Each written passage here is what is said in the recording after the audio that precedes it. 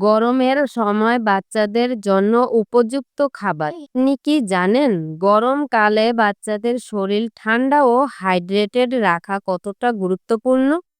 আজকে আমরা জানব গরমের মধ্যে বাচ্চাদের কোন কোন খাবার খাওয়ানো উচিত।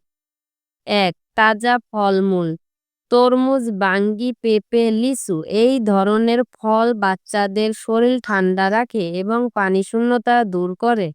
২. দই বা টক দই, দই হজমে সাহায্য করে, শরীর ঠান্ডা রাখে এবং পেটের সমস্যা কমায়। ৩. নারিকেল পানি, এটি প্রাকৃতিক ইলেক্ট্রোলাইটস সমৃদ্ধ যা বাচ্চাদের হাইড্রেটেড রাখে। ৪. শসা ও টমেটো, এই সবজিগুলো সালাদ হিসেবে দিলে বাচ্চারা পছন্দ করে এবং এগুলো শরীর ঠান্ডা রাখে।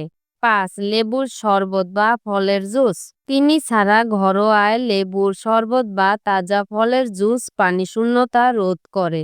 ৬. হালকা খিচুড়ি বা ভাত ডাল, গরমে ভারী খাবার না দিয়ে হালকা ও সহজপাচ্য খাবার দিন, যেমন খিচুড়ি বা পাতলা ভাত ডাল। মনে রাখবেন গরমে বাইরের খাবার এড়িয়ে চলুন।